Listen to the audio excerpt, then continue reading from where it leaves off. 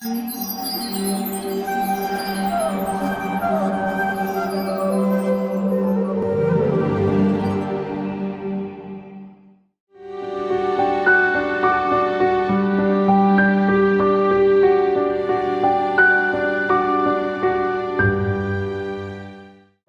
कृष्णा। आज के कार्यक्रम में आप सभी का हार्दिक स्वागत है। आज हमारे वक्ता हैं श्रीमान चक्रवर्ती प्रभु जी। प्रभु जी ने ग्रेजुएशन करने के बाद सिम्बायोसिस पुणे से ह्यूमन रिसोर्स में MBA किया है। सन 2005 में उन्होंने हरे कृष्णा भक्तों से भगवद गीता प्राप्त की एवं सन 2008 में अपना संपूर्ण जीवन कृष्ण भावनामृत के प्रचार हेतु समर्पित कर दिया। वर्तमान में प्रभु जी विभिन्न कंपनियों एवं कॉलेजों में व्यक्तित्व विकास पर सेमिनार भी लेते हैं।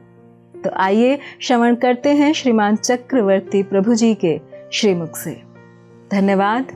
हरे कृष्ण। हरे कृष्ण। तो हमने देखा कि कैसे दक्ष प्रजापति एक बड़ा यज्ञ कर रहे थे जिसमें ब्रह्मा जी, शिव जी और अन्य देवता आए, और कैसे शिव जब खड़े नहीं हुए दक्ष के सम्मान में। ऐसा नहीं कि शिव जी जो इतने बड़े वैष्णव हैं, महान वैष्णव हैं, परम वैष्णव हैं, वो दक्ष का सम्मान नहीं करना चाहते, ऐसा नहीं था। कोई अहंकार नहीं है शिव में, लेकिन वो समाधि में स्थित थे। अब भक्त तो चींटी को भी सम्मान देते। अगर भक्त जा रहा है ना और एक चींटी जा रही है तो भक्त रुक जाएगा, जाने दो इसको, इसके ऊपर पैर नहीं रखेगा। ये वैष्णवों का स्वभाव है ये। तो फिर दक्ष को क्यों नहीं सम्मान देंगे? लेकिन वो समाधि में स्थित थे। और दक्ष को अहंकार के कारण क्रोध आया और क्रोध में चले जाते हैं। जाने से पहले क्या बोलते हैं कि जो यज्ञ होता है ना, जो भी यज्ञ होता है इस ब्रह्मांड में, उसका सब देवताओं को थोड़ा थोड़ा भाग मिलता है। वही उनका पोषण है ना। आप यहाँ से यज्ञ करते हो तो भगवान का पोषण हम नहीं करते, भगवान हमारा पोषण करते हैं। लेकिन यज्ञ करके हम भगवान के साथ अपना संबंध को पुनः स्थापित करते हैं। लेकिन उस यज्ञ के प्रोसेस में देवताओं को अपना अपना पोषण मिलता है, अपना अपना हिस्सा मिल जाता है, उसमें उनका चलता है। तो यहाँ पे दक्ष कहते हैं कि देवताओं में भी निम्न है, बल्कि महादेव हैं ये तो। देवों में देव महादेव, उनको बोलता है निम्न है। इसीलिए मैं श्राप देता हूं कि आज के बाद देव यज्ञ में कभी भी शिव जी को हिस्सा नहीं मिलेगा। शिव जी प्रसन्न हो जाते हैं। देखिए, भगवान के भक्तों को भौतिक संसार से कोई मतलब नहीं। भगवान चैतन्य महाप्रभु जो स्वयं कृष्ण है, वो जब एक भक्त के रूप में लीला कर रहे हैं नवद्वीप मायापुर में आज के 500 साल पहले, तो उनको एक ब्राह्मण ने श्राप दे दिया। बोले, निमाई मैं तुमको श्राप देता हूँ कि तुमको कभी भौतिक सुख नहीं मिलेगा। तो भगवान चैतन्य महाप्रभु कहते हैं, बहुत बहुत धन्यवाद। भौतिक सुख जिसको मिलता है ना, वो संसार में फंस जाता है। तो शिव जी को तो नहीं मिला हिस्सा, कोई फर्क नहीं पड़ता। उनको तो उनका प्रभु राम का बस नाम दे दो, राम के नाम में लीन होते हैं, बस उनको कुछ नहीं चाहिए। और दक्ष वहां से चला गया। अब दक्ष के जाने के बाद उस सभा में हाहाकार तो मच गया, क्योंकि सब जानते हैं, ब्रह्मा जी भी जानते हैं, सब जानते हैं कि महादेव है। महादेव को श्राप, एक बड़े व्यक्ति का जब अपराध हो या उनका अनादर हो तो गड़बड़ तो होती है। यहाँ पे तो परम वैष्णव का अपराध कर दिया दक्ष ने, तो होगा। तो अहंकार से अपराध होता है। अहंकार एक कारण है, ईर्ष्या एक कारण है, हम साधु का अपराध करते हैं। प्रभुपाद, भक्तिवेदांत स्वामी प्रभुपाद जिन्होंने संस्था प्रारंभ की है इस्कॉन, प्रभुपाद जी जब इंडिया से गए थे अमेरिका 1965 में, तो कुछ नहीं था, उनके जेब में सिर्फ 40 रुपए थे, और वो भी इंडिया का करेंसी अमेरिका में चलने नहीं वाला है, वापस आने वाला है। प्रभुपाद बोले, प्रभुपाद लेक्चर दे रहे थे एक बार लॉस एंजलिस में, बोले देखो हमें 40 रुपए में आया, आज कुछ ही समय में 40 करोड़ से ज़्यादा हो गया।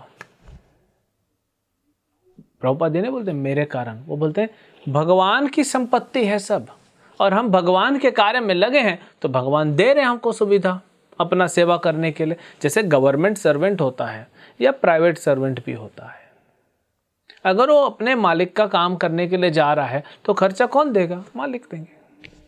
तो अगर हम कृष्ण की सेवा में लगेंगे, कृष्ण के प्रचार प्रसार में लगेंगे, तो फैसिलिटी कौन देगा? कृष्ण देंगे। सिंपल सी बात है।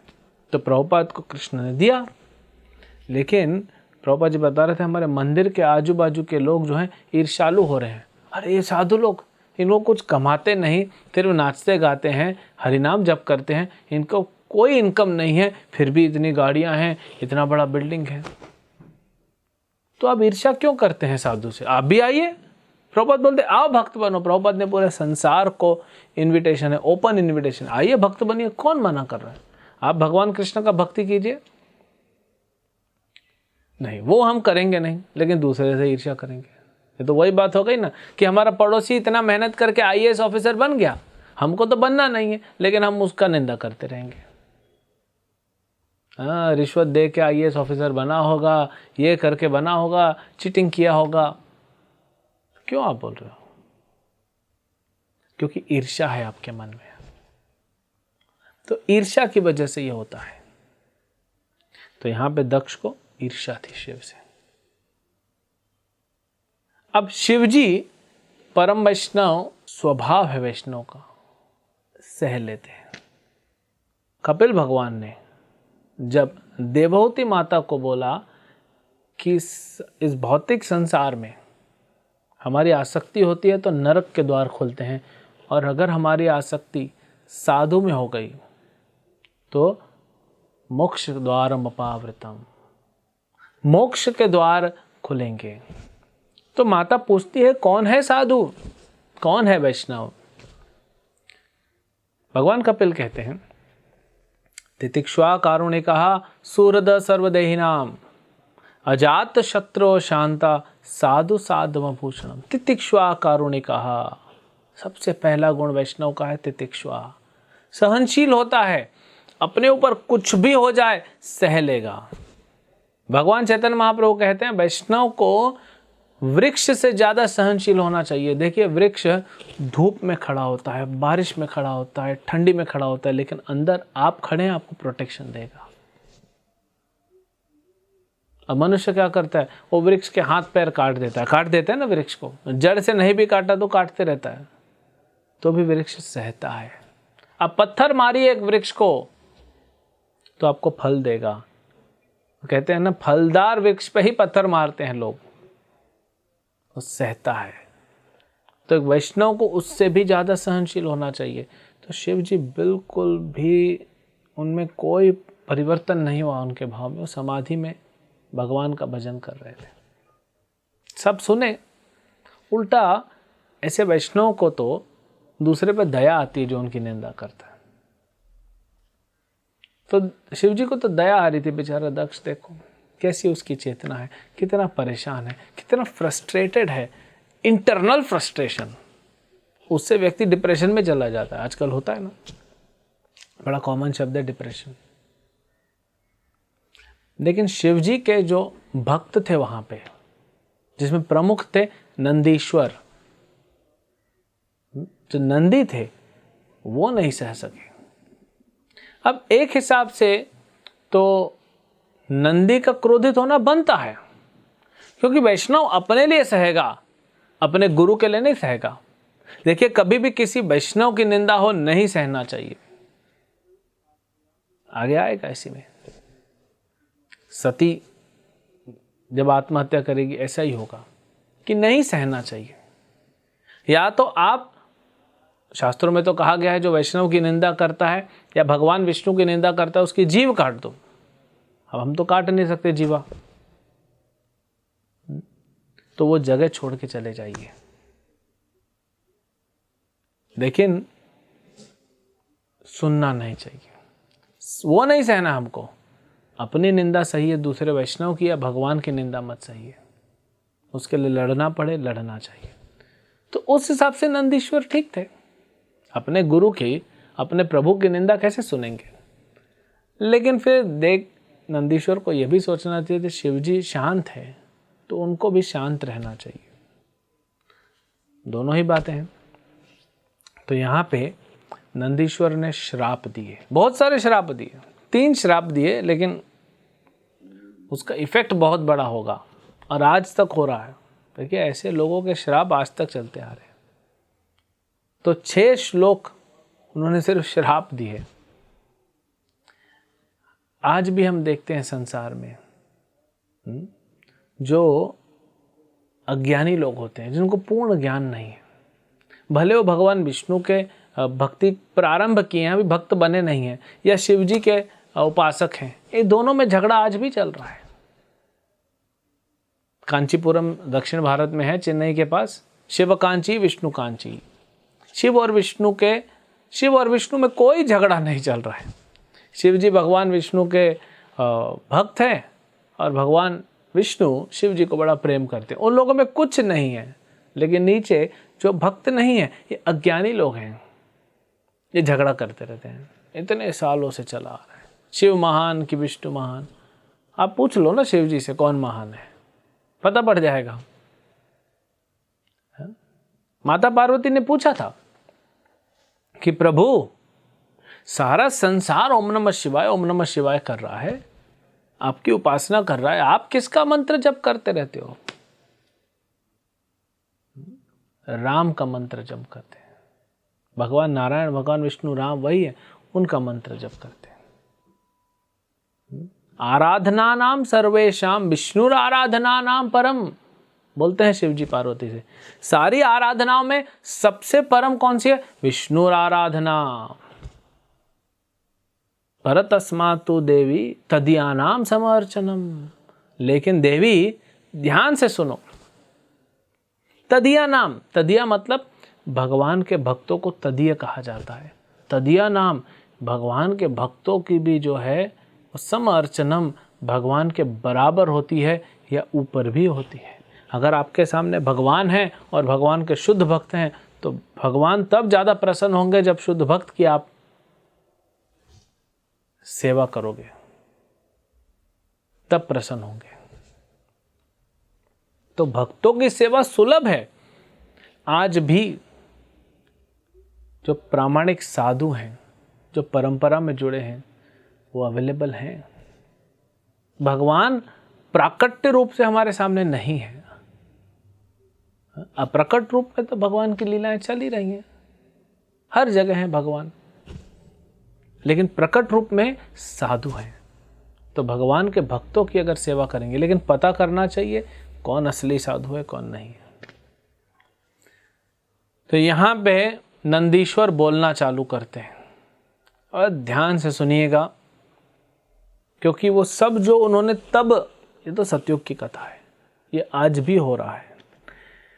कहते हैं कि गृहेषु कूट धर्मेशु, मतलब ये जो ब्राह्मण है ना, क्योंकि देखो दक्ष ब्राह्मण थे और दक्ष के जितने भी सभा वाले सब ब्राह्मण थे, भृगु ऋषि के सब वहाँ पे बैठे हुए थे सांगीगण, और ये नंदीश्वर ने सारे ब्राह्मणों को श्राप दिया। बोलते हैं पहले तो कूट धर्मेशु, ग्रहेशु कूट धर्मेशु, जो सिर्फ दिखावा करने के लिए यज्ञ कर रहा है, दिखावा करने के लिए धर्म का पालन कर रहा है। हम बहुत सारे देखते हैं ना आज कलयुग में, दिखावे पे। ऐसे भी हमने देखे हैं जो बोलता है मैं ब्राह्मण हूँ, जनेऊ धारण किया है, लेकिन मुंह में गुटखा रखा हुआ है। भगवान का नाम की जगह उसके मुंह में नशा पदार्थ है। और फिर कहते हैं ग्राम्य सुखेच्छा, ऐसे लोगों का क्या है? ग्राम्य सुख इच्छा, मतलब भौतिक इच्छा में फंसे हुए हैं सुख प्राप्त करने के लिए। तो ब्राह्मण का क्या काम है? वो थोड़े ना भौतिक इच्छा में फंसना चाहिए, लेकिन फंसे हैं।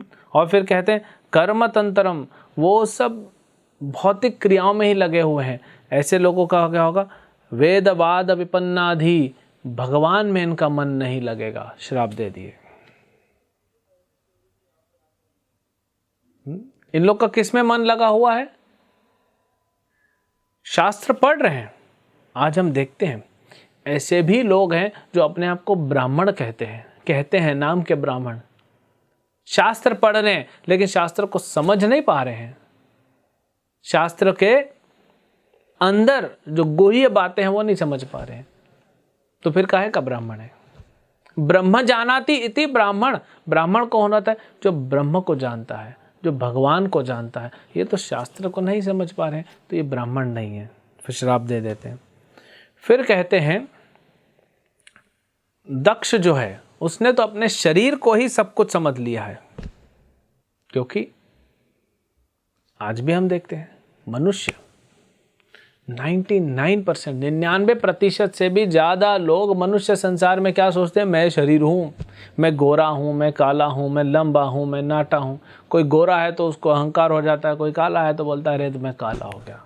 कोई लंबा है, कोई नाटा है, किसी का बॉडी फिट है, कोई दुबला पतला है, कोई मोटा है, कोई पैसे वाला है, कोई कम पैसे वाला है, कोई ज़्यादा पढ़ा लिखा है, कोई कम पढ़ा लिखा है, कोई बड़े बड़े ऊंची इमारतों में रह रहा है, कोई फुटपाथ पे रह रहा है। ये सब बाहरी है, आत्मा सब में सेम है, लेकिन हम अपने आप को शरीर मान बैठे हैं। तो दक्ष अपने आप को शरीर मान बैठा है, तो शरीर मान के क्या हो गया? विष्णु विस्मृतात्मा गति, विष्णु गति को भूल गया। मतलब भगवान विष्णु के चरणों का स्मरण नहीं रहता है जब व्यक्ति अपने आप को शरीर मानता है। कैसे करेगा भजन भक्ति? भक्ति क्या है? अपने आप से प्रश्न पूछना चाहिए हमको कि मैं कौन हूं। ये दुनिया का सर्वश्रेष्ठ प्रश्न था, है और रहेगा। मैं कौन हूं? क्योंकि इसका आंसर मिल गया तो सारा आनंद ही आनंद हो जाएगा। मैं आत्मा हूं, मैं शरीर नहीं हूं। भगवान कहते हैं गीता में, देहिनोऽस्मिन् यथा देहे कौमारम यौवनम जरा तथा देहांतर प्राप्तिर धीरस्तत्र न मुह्यति। ये शरीर तो बदल रहा है ना अर्जुन, पर तुम नहीं बदल रहे हो, आत्मा वही है। तो शरीर बदल रहा है, ऐसे ही शरीर खत्म हो जाएगा। देखिए आपका मोबाइल है, 1 साल 2 साल चलने के बाद कुछ प्रॉब्लम हुआ, आपने रिपेयर कराया, फिर प्रॉब्लम हुआ रिपेयर कराया, फिर प्रॉब्लम हुआ रिपेयर कराया। एक दिन आपको रिपेयर करने वाला बोल देगा प्रभु जी ये मोबाइल फेंक दीजिए, इस पे रिपेयर में उतना खर्चा है, छोड़ दीजिए, नया ले लीजिए। तो वैसे ही आत्मा देखती है कि शरीर पूरा डैमेज हो गया है, तो उसको छोड़ के नया शरीर धारण कर लेता है। मतलब हम कौन है? हम आत्माएं हैं, हम शरीर नहीं है। अब अगर मैं आत्मा हूं, कौन कंट्रोल कर रहा है? भगवान। तो आत्मा का भगवान के साथ संबंध क्या है, ये पूछना चाहिए। ये संबंध स्थापित करने के लिए भक्ति है। ये संबंध ही भक्ति से स्थापित होता है। वो प्रभु हैं, हम दास हैं। वो विभु हैं, हम अणु हैं। हम उनके अंश हैं। वो पिता हैं, हम उनके बच्चे हैं। तब जाके भक्ति प्रारंभ होगी। तो ये भूल गया, क्योंकि शरीर मान बैठा तो विष्णु को विस्मृति हो गई। फिर कहते हैं कि स्त्री कामी, स्त्री कामः। अभी देखिए, अगर मैं अपने आप को शरीर मानूंगा तो फिर संसार में भोगना चाहूंगा, और इस संसार में इतिहास जानता है, हमने देखा है सतयुग से लेकर ये जब से ब्रह्मांड की सृष्टि हुई है उसके पहले भी, क्यों पिछला ब्रह्मांड भी था, मनुष्य हर अलग अलग उपाय क्यों करता है? क्योंकि इस देह को सुख देने के लिए। और सबसे बोला जाता है इस संसार में जो परम सुख है तो नहीं शरीर के लिए, वो है ये काम, मैथुन सुख। पुरुष को स्त्री से सुख प्राप्ति की इच्छा है, स्त्री को पुरुष से सुख प्राप्ति की इच्छा है। शरीर, क्योंकि हम अपने आप को शरीर मानते हैं तो शरीर को शरीर ही सुख देगा, लेकिन सुख मिलता नहीं है, दुख मिलता है। क्यों? कैसे पता दुख मिलता है? नहीं तो डिवोर्स क्यों होता? संसार में इतनी जगह डिवोर्स हो रहा है, इतनी सारी बोलते हैं ना सेक्सुअली ट्रांसमिटेड डिजीजेस, एड्स कितना फैल रहा है, तो इसे हो रहा है। तो ये स्त्री कामः। फिर बोलते हैं दक्षो बस्ता मुखो हो। दक्ष जो है, पहला श्राप दिया, अभी दूसरा श्राप दे रहे। बोलते हैं जो दक्ष है वो स्त्री कामी है। क्यों? क्योंकि अपने आप को शरीर मानता है और विष्णु की स्मृति हो गई, स्त्री में भोग करना चाहता। तो इसीलिए दक्ष को क्या मिलेगा? बहुत जल्दी नंदीश्वर श्राप दे रहे हैं या भविष्यवाणी बता रहे हैं, बहुत जल्दी दक्ष को बकरे का शरीर मिलेगा। बस्ता मुख, बस्ता मतलब बकरा, कटेगा आगे चल के। जब दक्ष से और अपराध होगा तो उसका सर कटेगा और शिवजी जोड़ेंगे उसका सर बकरे के साथ, तब दक्ष नम्र होगा। क्योंकि बकरा क्या होता है, आप देखते हैं कसाई घर के बाहर बकरा लाइन से लगे हुए हैं, एक कटा 2 घंटे बाद दूसरा कटेगा, तीसरा कटने वाला है, पता है अभी आधे घंटे बाद मेरा नंबर आने वाला है, लेकिन उस समय उसको मैथुन सुख का आप दे दो अपॉर्चुनिटी, वो खुशी खुशी उसमें लग जाएगा। तो बहुत कामी होते हैं, तो इसीलिए उनको बोलता है बस्ता मुख हो। फिर कहते हैं नंदीश्वर विद्या बुद्धिर, विद्या बुद्धिर जो अविद्यायाम, विद्या बुद्धिर अविद्यायाम, अविद्या को ही विद्या मान बैठे हैं। आज देखिए जो भी लोग बोलते हैं हम ब्राह्मण हैं, तो फिर आपके पास विद्या है ना, किस चीज़ की है, संसार की। कौन सी मूवी रिलीज हो रही है, हाँ पॉलिटिक्स में क्या हो रहा है, नहीं, ये अविद्या है। विद्या तो शास्त्रों में जो बताया गया है, तो शास्त्रों का ज्ञान नहीं होगा, भौतिक ज्ञान में रुचि लेंगे। ये सब ब्राह्मणों को श्राप दे रहे हैं और हो रहा है, हम देख रहे हैं। आज तो ब्राह्मण का पुत्र हो, ब्राह्मण हो चाहे क्षत्रिय हो चाहे वैश्य शूद्र, सब वही स्कूल में जाते हैं, physics chemistry maths biology botany zoology ये सब पढ़ते हैं। तो विद्या कहाँ है, ये तो अविद्या है सब। किसी ने बोला कि हमने सुना है, हम तो स्कूल में पढ़ते हैं ना, a+b² = a² + 2ab + b²। अब ये तो कितने साल पढ़ा, आज इसका यूज कर रहे हैं क्या, नहीं, अविद्या है। कोई भी चीज जो हमको भगवान के पास नहीं ले जा सकती अविद्या है, उल्टा फंसाती है संसार में। तो आज हर कोई इसी अविद्या को विद्या मान के बैठा है। कहा जाता है ना विद्या ददाति विनयम, जिसको विद्या मिल जाती है, ज्ञान मिल जाता है, विनय मिलता है उसको। विनय मतलब नम्रता। आज देखिए क्या हो रहा है, संसारी विद्या मिल रही है जिसको अविद्या है, इसलिए तो अहंकार बढ़ रहा है। मैं डॉक्टर हूँ, मैं चार्टर्ड अकाउंटेंट हूँ, मैंने MBA किया, मैंने PhD किया, मैंने MPhil किया, मैंने ये किया वो किया, तो अहंकार बढ़ रहा है। इसीलिए इसको अविद्या कहा गया शास्त्रों में, इसीलिए अविद्या कह रहे हैं। जिसको हम विद्या मान बैठे एक्चुअली वो अविद्या है। फिर कहते हैं जड़, सब हम लोग जड़ बुद्धि, जड़ बुद्धि मतलब जड़ वस्तु को ही अपना मान लेगा, तो बुद्धि भी जड़ हो जाएगी। हाँ? फिर कहते हैं कि इसकी बुद्धि जड़ हो गई है, इसीलिए वो संसारी भोग में लग जाएगा, और संसारी भोग में लगने से संसार में आसक्त हो जाएगा, और इस संसार चक्र में और गहराई में फंसता जाएगा। क्या है ये चक्र? जन्म और मृत्यु का चक्र। जन्म होगा, पुनरपि जननम पुनरपि मरणम, बार बार जन्म होगा, बार बार मरण होगा। पुनरपि जननम पुनरपि मरणम, पुनरपि जठनी जननी जठरे शयनम, बार बार माँ के गर्भ में आना पड़ेगा। शिवजी कहते हैं ना, शिवजी ही आदि शंकराचार्य का रूप लेके आएगा इसमें। वो शिव ही आदि शंकराचार्य का रूप लेके आते हैं। भगवान ने दिया सेवा, जाओ थोड़ा मायावत का प्रचार करो, उसके पीछे भी कुछ कारण है। भगवान बिना किसी कारण के क्यों कार्य करेंगे। फिर कहते हैं कि जो ब्राह्मण हैं ये फंसेंगे किसमें? वेदवातरतः। भगवान गीता में कहते हैं अर्जुन को कि तुम ये शास्त्रों की ये मीठी मीठी बातों में मत फंसो, क्योंकि शास्त्रों में बहुत सारी चीज़ें ऐसी हैं जो आपको कर्म कांड की ओर लेके जाती हैं, उसी में ज़्यादा फंसे रहेंगे। देखिए छोटा बच्चा है, वो बोलना सीखता है ब बा बा पा पा, लेकिन जीवन भर वो आना ही रहना है ना, उसको तो आगे बढ़ना है। फिर हरे कृष्ण महामंत्र जप करके भक्ति करके भगवत धाम जाना है। तो शास्त्रों में बेसिक भी है और उच्च कोटि का ज्ञान भी है, परम ज्ञान भी है। लेकिन ब्राह्मण क्या करेगा? उसी बेसिक में फंसा रहेगा और कर्मकांड में फंसता जाएगा। फिर कहते हैं सर्वभक्ष द्विज ब्राह्मण कैसे होंगे, द्विज कैसे होंगे, सर्वभक्ष, कुछ भी खाएंगे, बिना भेदभाव के कुछ भी खाएंगे। आज हम यहाँ तक देख रहे हैं ब्राह्मण परिवार के लोग, वो कहते हैं हम ब्राह्मण हैं लेकिन गाय का मांस खाते हैं, सिगरेट शराब पीते हैं। कोई भेदभाव है क्या? ब्राह्मण तो अपने हाथ का बना हुआ पवित्र भगवान को भोग लगा के ही प्रसाद खाता है, लेकिन ये बोलते हैं हम ब्राह्मण हैं और खाते हैं मांस। तो ये श्राप दिए नंदीश्वर ने, लेकिन जब भृगु मुनि सुनेंगे नंदीश्वर ने श्राप दिया तो भृगु मुनि भी श्राप देंगे। वो क्या होगा वो हम देखेंगे अगले एपिसोड में। हरे कृष्णा। ऐसे ही और भक्तिमय कार्यक्रमों के लिए देखिए हरे कृष्णा टेलीविजन।